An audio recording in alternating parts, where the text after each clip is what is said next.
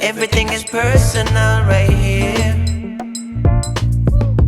Everything is personal right here. Ladies and gentlemen, boys and girls, welcome to another episode of Everything is Personal. And today, our guest is Trish Mock. How you doing, Trish? I'm doing well. Thank you so much for having me. Well, thank you for being on. I'm so curious about uh, your journey. I think it's, the name of the show is, everything is personal. And I think you have a really personal, unique journey.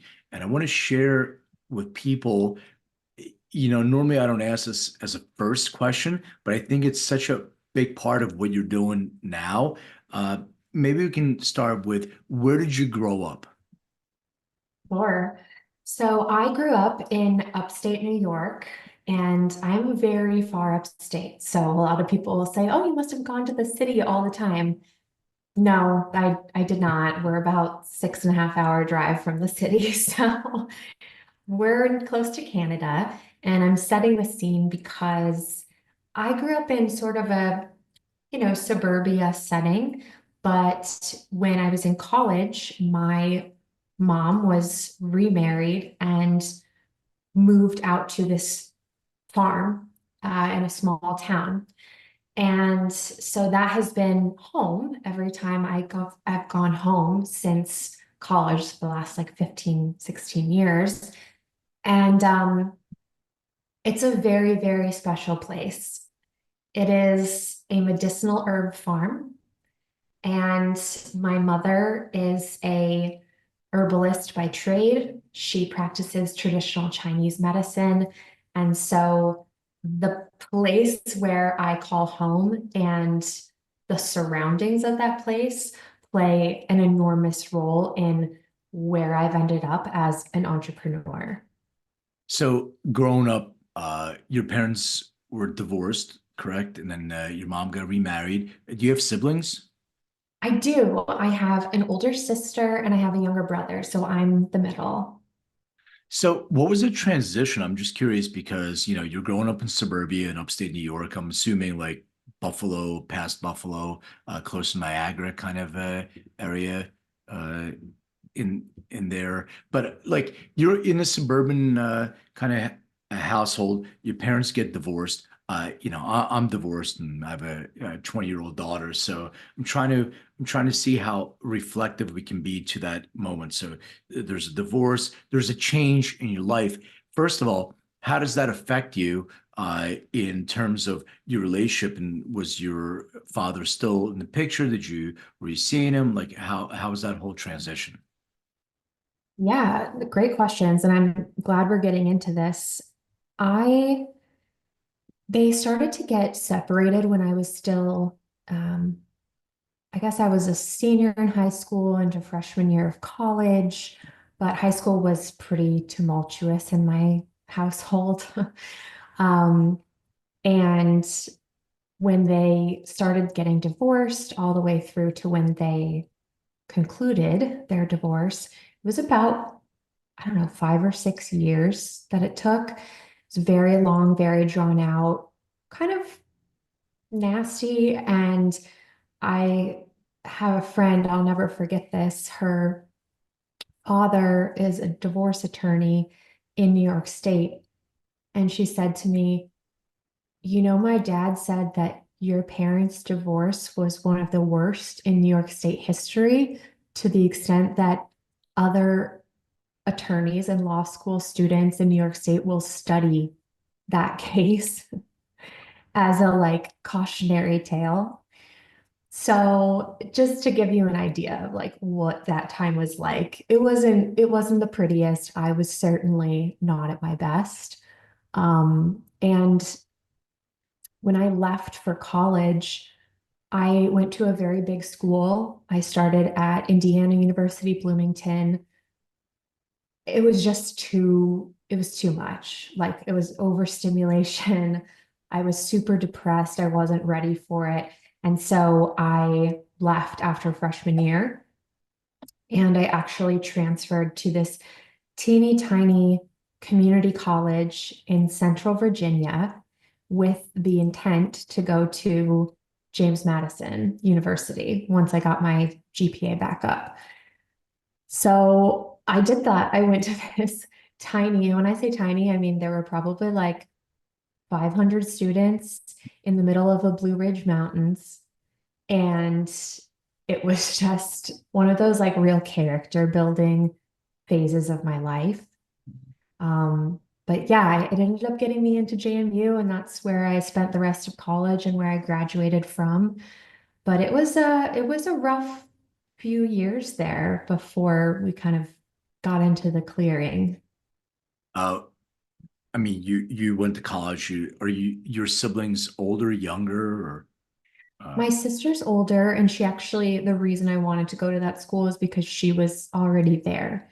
uh, So we ended up going to the same college together, and I think that kind of saved me in a lot of ways. Um, and my younger brother also went to school. He's 3 years younger. So the poor guy was still stuck at home when that divorce was going on. right? But So it yeah. was so. Was there still a relationship with both the parents, or was it like? So I it's been a long time now, and my relationship with my father has been rocky since I was, 14 or 15 years old. And I've gone through multiple phases of not speaking to him. Some of those phases have lasted for a year, and sometimes it's been 5 years. So we kind of flip-flop back and forth. My parents have gotten to a point now where my dad will call up my mom now and again just to check in and catch up and ask about us. Um, I will see my dad for coffee once in a while, but I just try to keep really healthy boundaries there because he's just a classic boomer, in the sense that he is very underdeveloped when it comes to his emotional intelligence. Yeah. So I think it was really challenging for him to try to connect with teenage girls. And I don't think he ever learned how to. And now we're adults. And so he's trying. He's kind of trying to correct that. So when your mom meets this other gentleman and gets remarried, I mean, you're older, you're adults, you're in college, or you're out, depending where in a timeline that is. How does how does that affect you as an adult, and do you accept that individual as somebody like, oh great, my mom finally has somebody that she can love and they can love her back, and I want her to have a relationship? Or was it like, oh no, this is I don't want to accept this person because they're stepping into my space that was here for me and my mom, so to speak. Well, my mom, who I'm very close to now, she she kissed a few frogs before she landed with my stepdad. And I definitely took up issue with each of them. I think there were like two guys that I was just like, no, absolutely not. We're not doing this. And then even when she got together with my stepdad, I I had issues with him as well. I didn't like that he drank. I didn't like that. Um, that was really the main thing, actually. Otherwise, he was a pretty sweet guy, but he definitely changed her life in a lot of really positive ways. And it took me a couple of years to notice that and to realize that. Actually, it took me until he passed away for me to realize that, Wow. because I think I was so caught up in kind of picking him apart from the perspective of her daughter. Yeah. And I kind of missed the forest for the trees. And that forest ended up being a beautiful sanctuary of a property that she has since turned into a medicinal herb farm since his death. And it's just the most special place. And I am so glad that that's where my family can gather now. It feels like things are finally peaceful. So it was um it was tough to accept him for sure. So your mother was a TCM, traditional Chinese medicine practitioner, growing up throughout your life, right? Or was that, or did She she do that later in the actually course? she went to school Mm. for acupuncture when the separation with my dad started. And I think that she could obviously feel something coming and went into that survival mode of like, I need to get my own career off the ground Right. because I'm going to be, single soon. And my dad had never allowed her to have a job before that. She was, you know, pretty much a stay-at-home mom. So, yeah, she kicked it into high gear when that separation started and made up for lost time. So when did you come to a realization, or was it like a moment in your life, or was it a progressive kind of uh, path to when you realized that plant medicine was also your calling? One of those things where, so growing up, although my mom was not a active practitioner of traditional medicine, she was always into it. Like it was always a passion for her, and she was very knowledgeable. And as you can imagine, she would try to push things on me and my siblings growing up, natural remedies, herbal remedies, acupuncture, chiropractic appointments, you name it.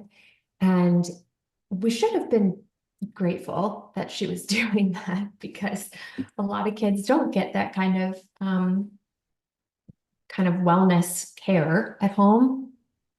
But of course, I resisted it for years and years until my late 20s. And the breaking point was my own mental health.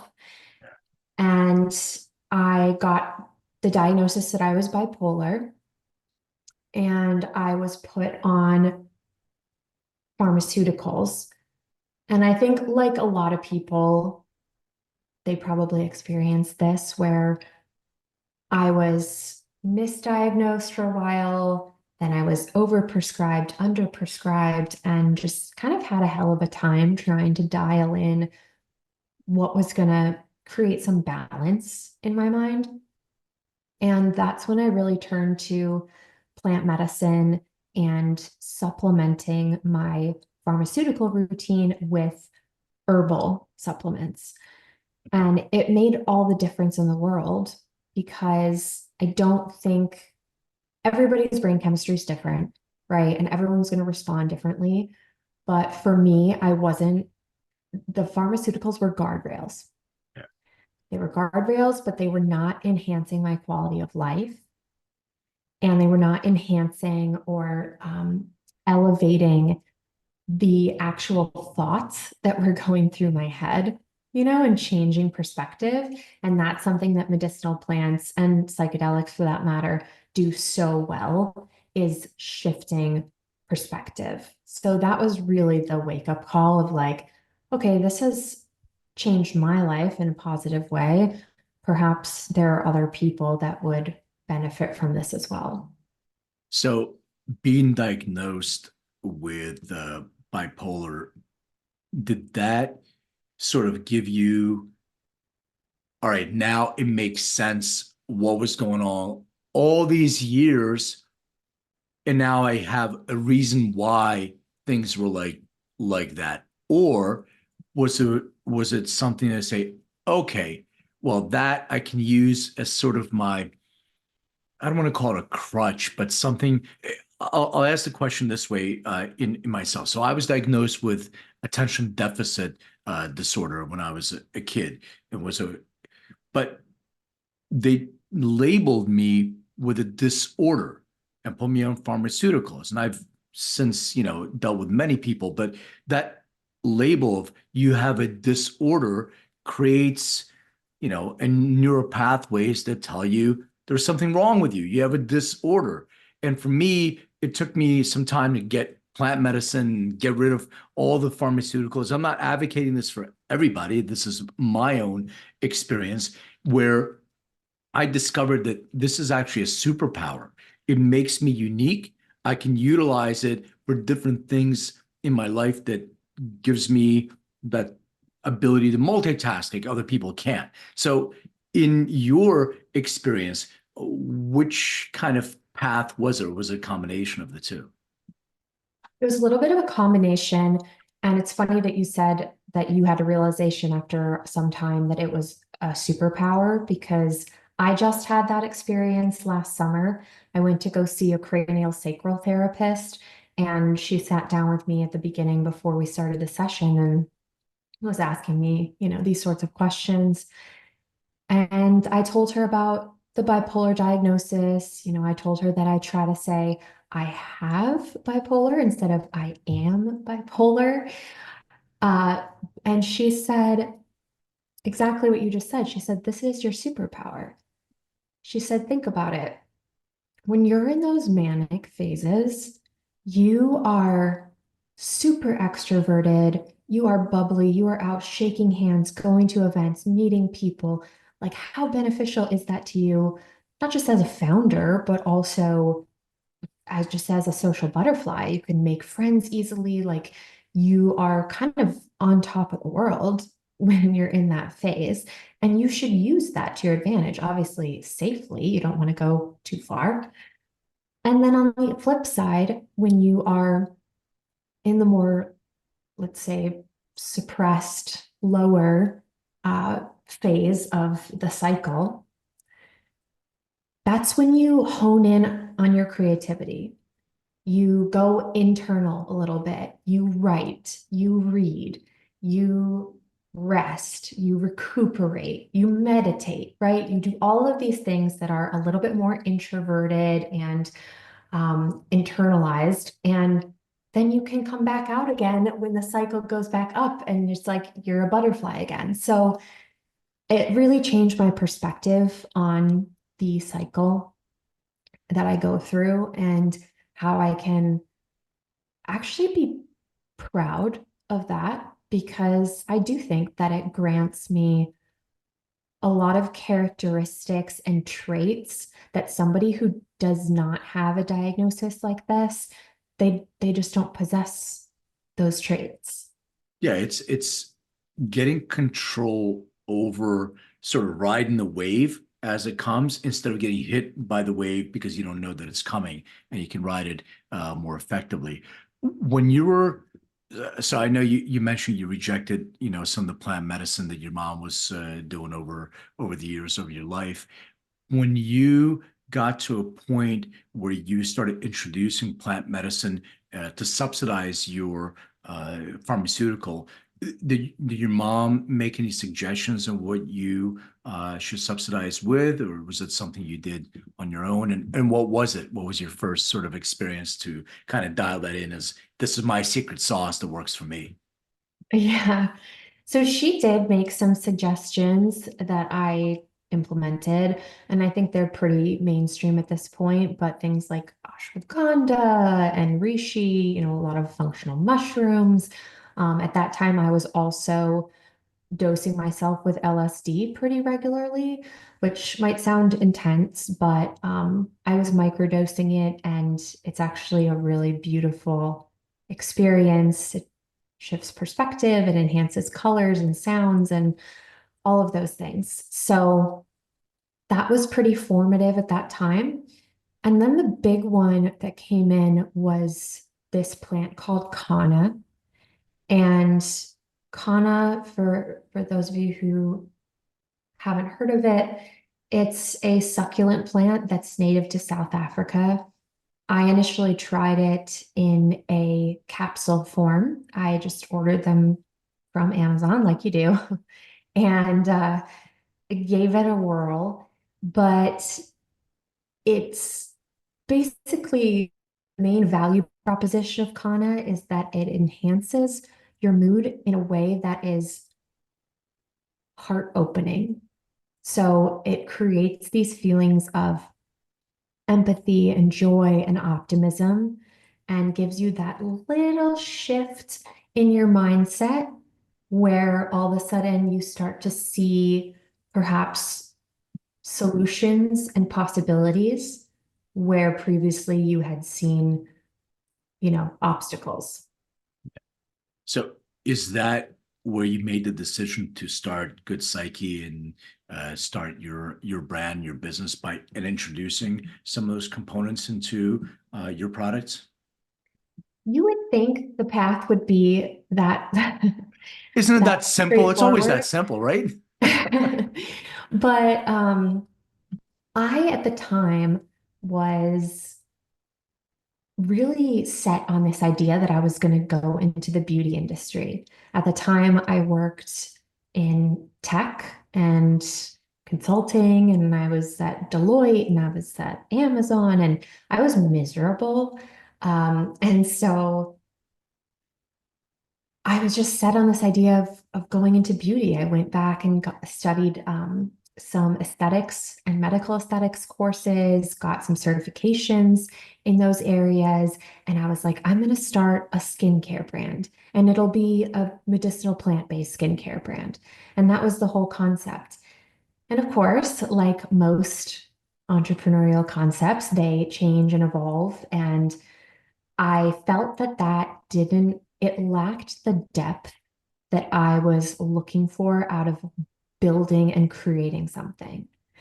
And I just felt in my heart of hearts, like, this isn't it. This feels an inch deep, and I want to drill all the way down. So that's when I decided to focus more on this concept of well beauty, which is basically the notion of inner and outer beauty. So taking care of your emotional health and your internal wellness, just as you take care of your skin and your external well-being. So that's where Good Psyche was born, and that's really where the concept of well beauty was born. I mean, I love the idea of physical and emotional wellness because I always I have a genetics company. We do DNA testing analysis, epigenetics, and all that stuff. And we've used a lot of we patents on, cannabinoid based formulations, for instance, that we license out to manufacturers. And I always tell people, even working with healthcare professionals, that it's sort of an inside out, outside in solution. It's not just one, it should be both. But skepticism, I'm not a doctor. I don't claim to be one. There's a lot of pushback, and a lot of healthcare professionals, integrative functional medical professionals are a little bit different, but medical professionals have blinders on a lot of time. They studied one thing, they know it. Even the CE that they take is still focused, and anything that's outside of that, not because they're open to learning, but they completely shut off and say, no, show me the science, show me this, show me that.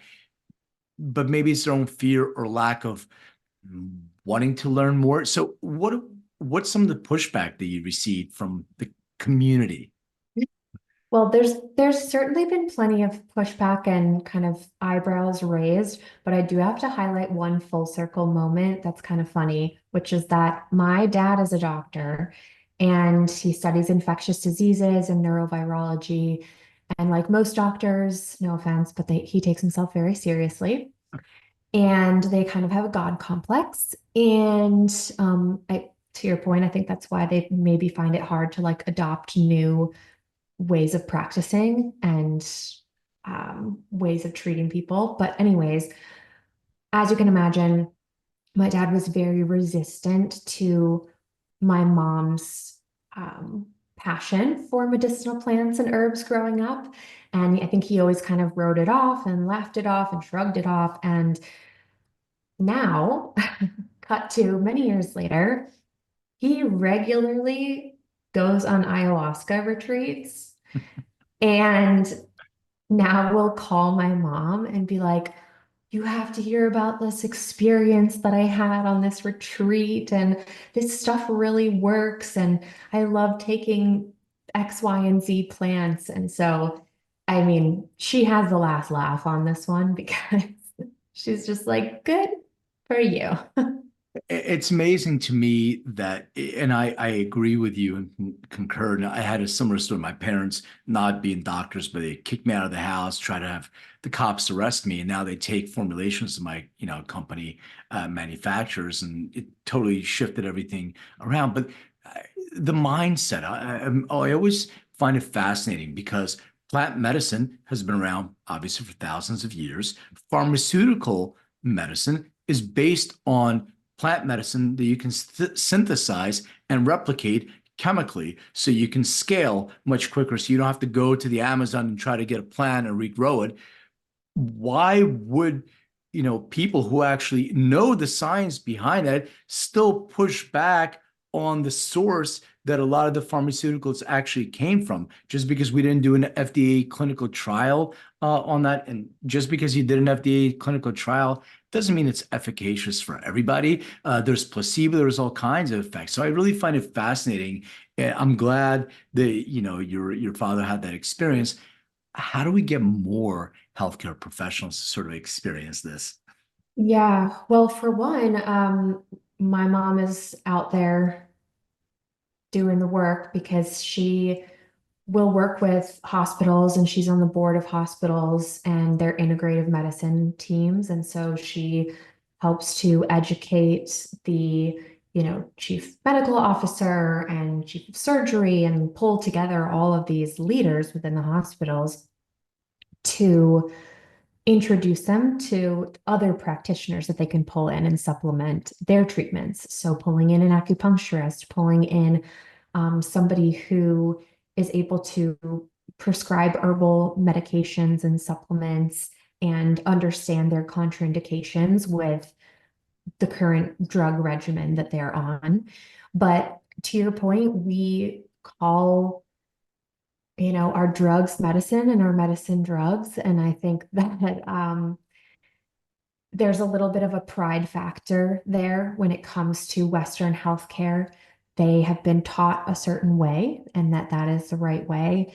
And I think when you start to introduce these more ancient remedies, it puts into question a lot of what they were taught and a lot of what they learned. And I think it also opens the door to the realization that maybe they don't know it all. Yeah. And so it is a really interesting challenge. And I think for me, it's been particularly difficult because I'm having to educate the average consumer of wellness products.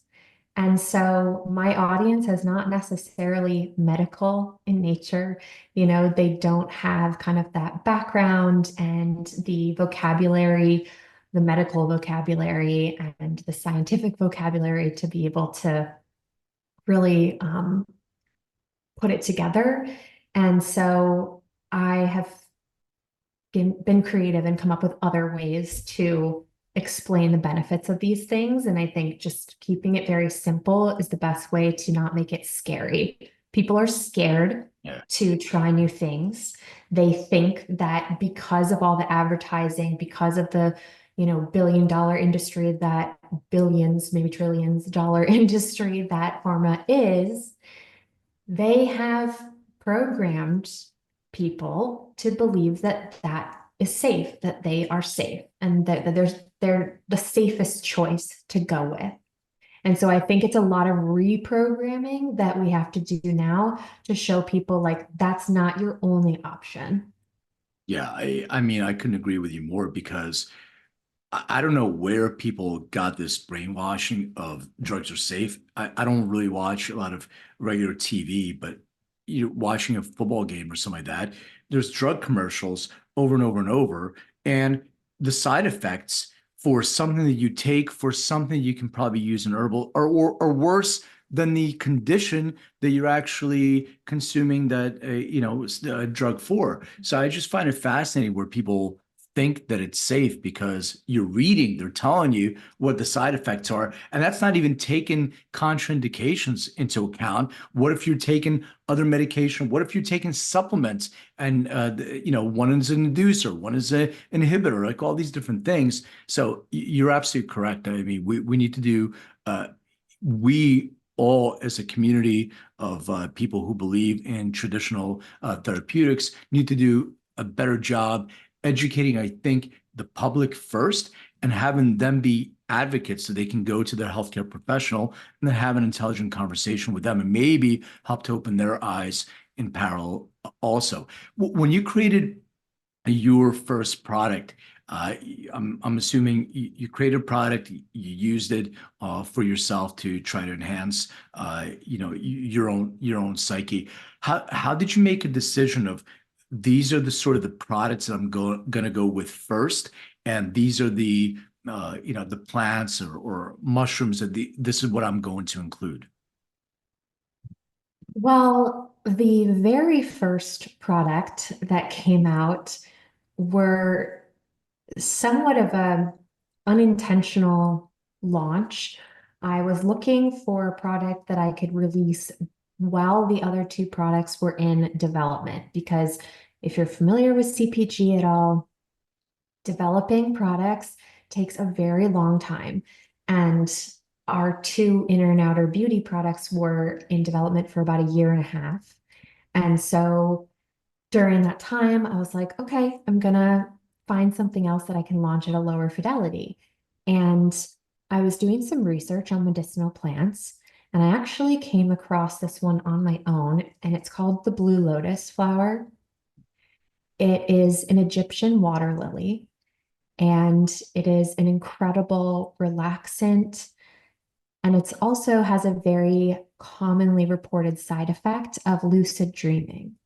And so it was used by the ancient Egyptians for all sorts of ceremonial purposes. And today people smoke it or drink it in a tea, and it's very safe. It is legal, and it's a really beautiful feeling. I kind of describe it as like you just took a warm bath and you feel a little bit melty and very relaxed. So that was the very first product. And again, it was kind of like I stumbled upon this flower and I said, this sounds fascinating and I have to try it. And I did. And we launched our little pre-roll packs. So that was the first one. And then from there, you made decision. Did you include functional mushrooms in your products as well? In your So products? we do use, we spotlight a mushroom in our face mist, which is called Glisten Up. And that mushroom is called snow mushroom or tremella. Mhm. It is known as the beauty mushroom because it dates back to ancient China when these great beauties of ancient Chinese royalty were using tremella mushroom. They actually ingested it, they used it topically, and it really just made their skin more supple and glowy and dewy. And so that's what we decided to spotlight and glisten up. And then the rest of the ingredients are really focused on plants and vitamins for your skin. So starting a business, I mean, it's a very difficult thing, especially, with products and beauty. There's so much noise. Uh, how did you start, and what were some of the biggest obstacles that you faced in launching and expanding? You're absolutely right when it comes to noise. It's a very noisy space. Beauty is obviously beyond saturated, and wellness is not far behind. I knew that I needed to rely a lot on my story and on the brand and what it represents.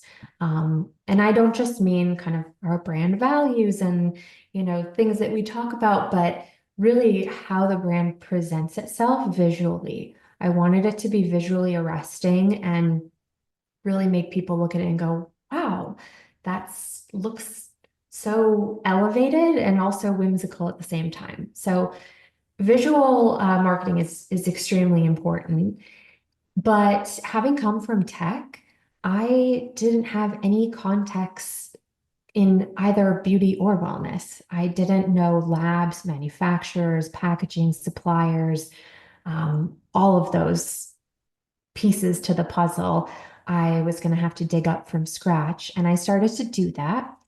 And at that time, I heard someone being interviewed on a podcast.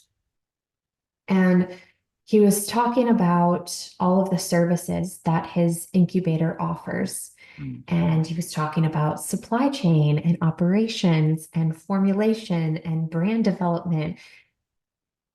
And I hunted him down, and they primarily and still primarily work with bigger influencer brands. And I reached out and I said, hey, I'm not an influencer, but I have this brand concept. I have a product idea I'd really like to bring to life, and I want your help doing it.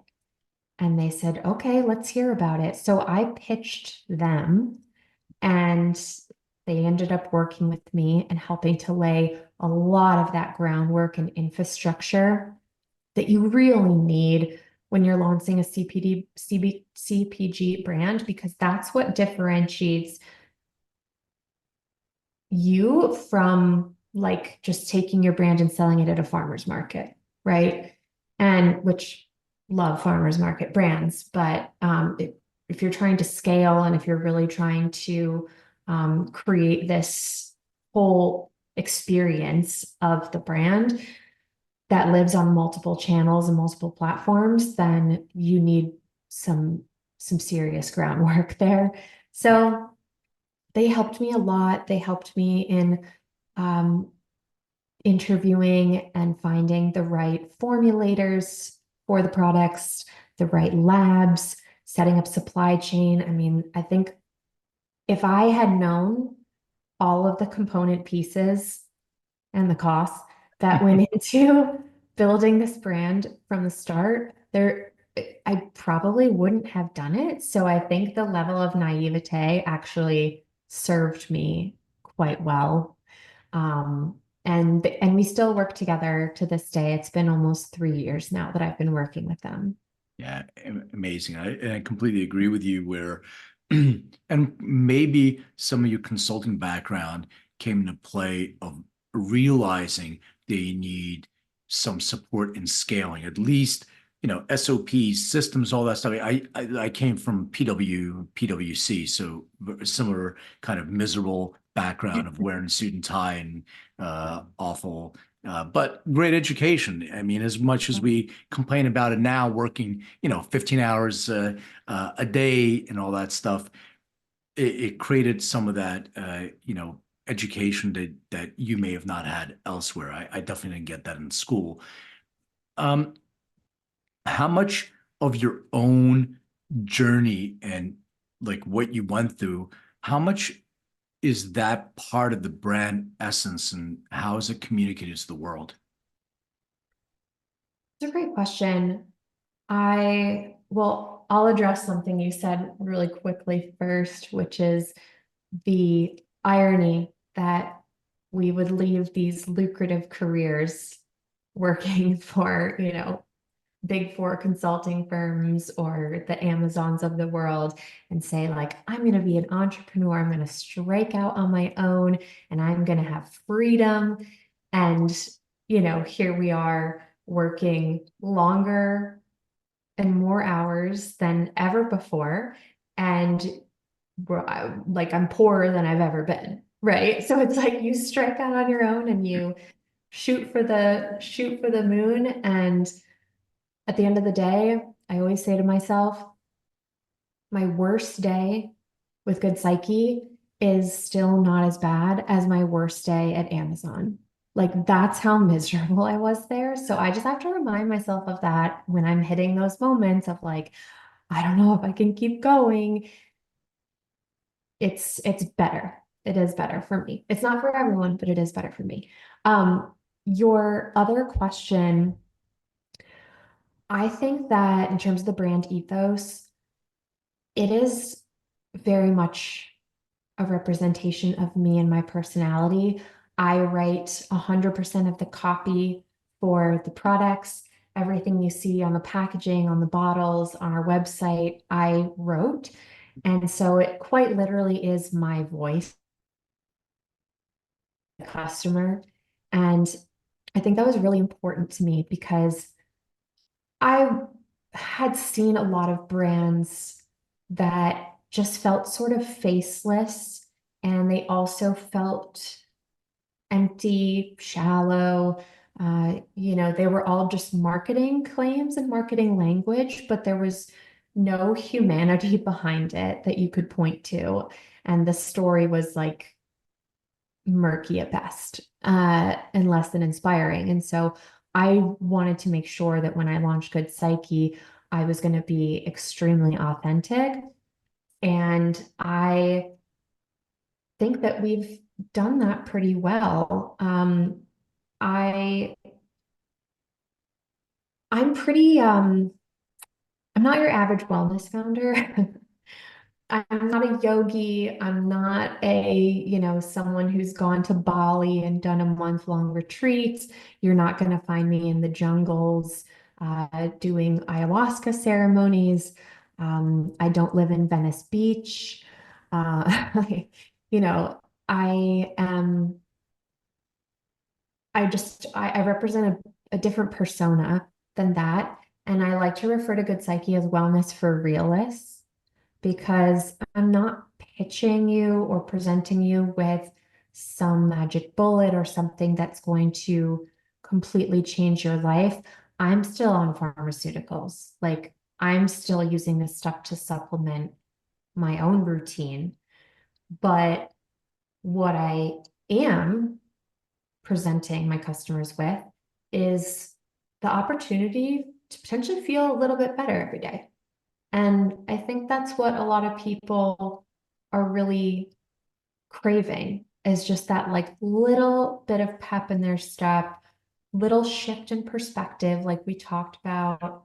And with the concept of well beauty being inner and outer beauty, I think that really allows people to step out with their best foot forward, because they know that they're doing some good internally, and they also know that they're taking care of their external appearance and health. And so, yeah, wellness for realists, though, I think that's really important because there's a lot of fluff out there.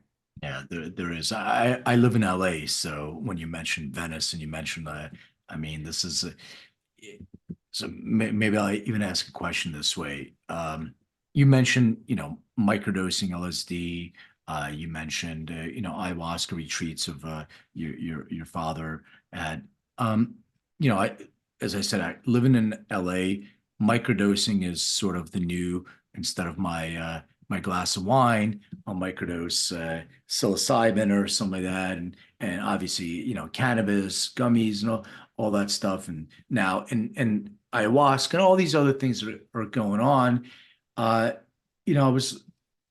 I'm a big fan of like Paul Stamets, who's talks about mushrooms, and he has a documentary everybody can see on Netflix. I was wondering the trajectory of products that you're creating, and I know that you're creating some interesting products using plants like the blue lotus flower and kane and etc. But as possibly laws start to change and shift and loosen up a little bit, are you considering things like maybe psilocybin or things of that nature that right now have a different legality associated with them? Absolutely. I think that, we never know what's going to happen when it comes to that space. Things are constantly shifting and changing, and they are either moving in the direction of promise and progress, or they're shifting under our feet and we're actually losing ground. So there's always that risk as a medicinal plant company that, Kana could be removed any day. And I hope it won't. I hope that never happens, but we just don't know. And so what I've done is I've tried to set Good Psyche up to be able to morph into that, or even if not morph into it, but to add products to the product family that do incorporate psychedelics down the road. So it's certainly not out of the question, but Good Psyche's trajectory is not contingent upon the legalization of psychedelics because I'm not holding my breath. Right, right, yeah, and you're shifting to other kind of so is there a roadmap for additional things like yeah your flagship, but what's next? It's a good question. I have this issue where I have too many ideas and I Okay. want to execute them all.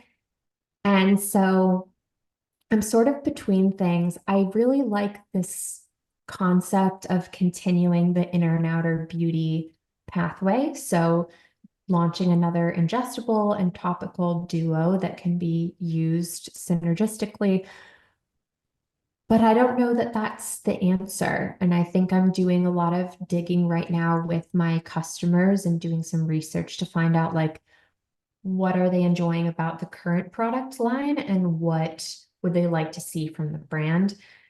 And then I think beyond that, I really want to incorporate this new arm of Good Psyche that is much more focused on what I call real life, like in real life. So in-person events, activations, Mm. experiences where you're building community. And I I say that because I lived in Austin for 10 years before I moved back up to upstate New York, which is where the farm is, and it's where I am now. There are countless events in Austin all the time going on. And I did so many of them when I lived there. And they were fine. You meet a lot of people, you get to test your products out and meet your customers, which is great. But I think that for the most part, those events failed to really create organic community around this shared around shared values and a shared vision of what it means to people to elevate their life. And so now that I live in a place where I can actually host my own events, Mhm. that's something that's on my roadmap is something I really want to do is bring people together and create well beauty events and incorporate our products into that, but really make it about the in-person experience and bringing people together. So one of the things you mentioned about being an entrepreneur, you work much more, you make less money. It's at some point there's a tipping point, but everything you said, I agree with being an entrepreneur as well. So we have alignment on that. What do you do to be able to reset yourself? Because everything trickles down from you. You're the CEO of the company. It doesn't matter. I mean, yes, we have employees. Yes, we have people that are in our lives, but it all comes from you. So we need to reset and make sure that we're leveled. So do you have your own sort of practice what you do? I do now, but I haven't always. So this is a pretty recent development. I definitely hit multiple points of burnout last year, so I'm the first to admit that. And I think, again, the irony of being a wellness founder is that a lot of times you forsake your own well-being for the company. And yeah, I was a victim of that, definitely. So now, and I say now as in this year, I have really started to create more boundaries between my life and Good Psyche. And I think that that's difficult to do because, like we talked about earlier, it's really important to, in a lot of ways, be the face of the brand and be very out in front and speak for the brand and represent it. On the other hand, that also means that if you're too tightly intertwined and fail your brand experiences, you also experience as an individual. And so I'm trying to create a little bit more of that separation. And I think I'm doing that by one, this is very tactical stuff, but I try to employ as many retailers as possible. So working with a lot of little boutique retailers because selfishly, when the product leaves my warehouse and it is on their shelves, like that is a solid chunk of pressure that is no longer sitting on my shoulders. And I do think that that's huge for like product companies. But on a less tactical level and more personal, moving to this small town has completely changed my outlook on life, my outlook on and perspective on people. It's made me believe in people again. I mean, I just think that everyone deserves to experience this sort of groundedness that small town life can bring you. And trust me, I had a lot of FOMO about leaving Austin. I was terrified that I was going to miss out on everything and become irrelevant. And that couldn't be further from the truth. I feel that I'm the best version of myself now. I am even more engaged, more motivated to create more experiences.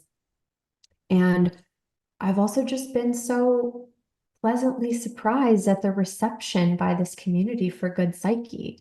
You know, this is not the type of place that you would expect a semi-luxury well beauty brand to live. Yeah. And yet I sell it out of our little apothecary, and it's the number one selling brand in the apothecary. And I think it's a great example of just because a community isn't using something, it doesn't mean that they don't want it. It might just be because they don't have it. They're not exposed to it. It's not even an option. And so as soon as I brought this into this community, they were like, oh, great. Yes, we would love to try this. And it was just such a pleasant surprise. And so seriously, the small town move, it has regulated my nervous system. I sleep better at night. I feel safer. And I think it's just all, it all culminates in a more peace. Yeah, makes sense. Yeah, I'm actually, I think I'm maybe speaking at South by again, so I have to connect with you. You tell me where to go in Austin. So love Yeah, that, for love that sure. town. So I have a few questions I ask all my guests, or some that are music related questions. So it's a kind of a shift of focus. Do you remember, and if so, the very first concert you ever attended? Oh gosh. Well, I know that I went to a lot of Philharmonic Orchestra concerts as a kid, and I think I fell asleep in most of them. But concert, I think that there was one of those, like in the 90s, they had those touring boy bands and they would kind of do a mashup of them. Like they'd have like three or four boy bands performing. And I feel like I saw 98 Degrees when I was about 12, if my memory serves me correctly. So that was the first one that I can remember, kind of Okay. remember. What was the last concert you attended? The last one Taylor Swift. Got it. For the next year, if you could only listen to 5 albums, and by the way, you don't have to remember the name of the actual album. You can say, a Taylor Swift album as an example. What would be those 5 albums?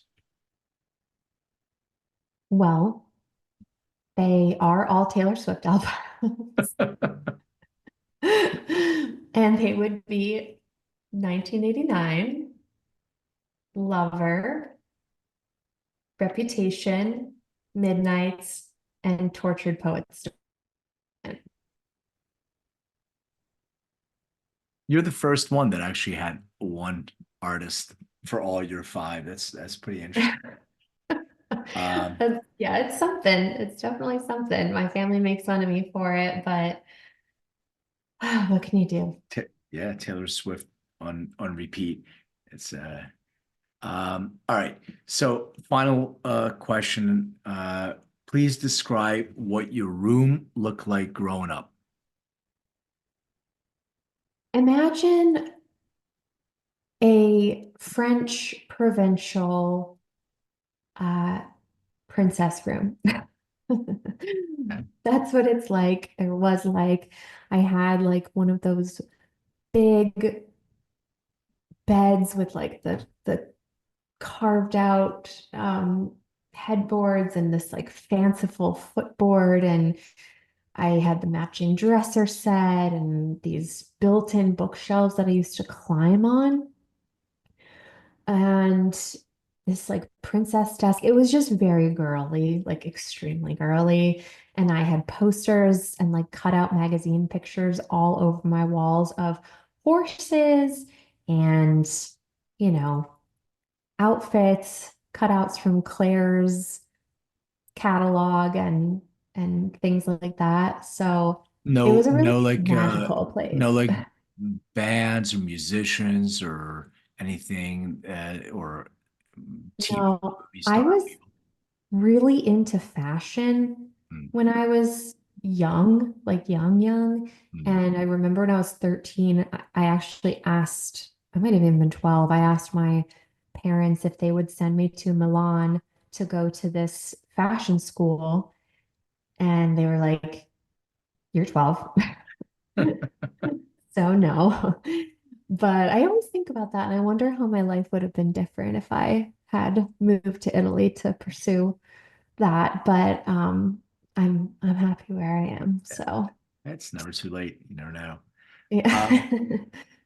Trish, where can people find out more about you, Good Psyche, anything else you want to share, or people can connect with you? Yeah, absolutely. Well, if you would like to shop our products, you can go to seekgoodpsyche.com. We ship nationwide. And you can follow us on Instagram at goodpsyche_wellbeauty. And if you are just down for a laugh and you like a little satire, you like a little sass, then you can also follow me on Substack, and it's called Mall Talk by Trish Mock. I do talk a little bit about the brand and building the brand and small town living and things like that, but I also just talk a lot of shit and I talk about all sorts of other culture topics, the cultural zeitgeist, and in particular right now, my home renovations, because that is what I'm going through. Fun. And for my audience, I want to thank you so much for listening. Continue the wonderful comments, likes. Don't forget to subscribe. And thank you for buying my book, Making Cannabis Personal, and um, just a wonderful feedback. I'm always learning from people's feedback, even though if it's not 5 stars, it's fine. Bring them all. So it's great. But Trish, thank you so much for doing this. I really appreciate it. It's very enlightening, and best of luck with your brand and your renovation as well. Thank you. Thanks for having me. Hey everyone, thank you for watching and listening. And don't forget to hit the subscribe button, share this episode, and hit that bell. Like, comment. I so appreciate that. And check me out on social under Len May or Len May DNA. Find out more on LinkedIn or lenmaycoaching.com. And remember, everything is personal.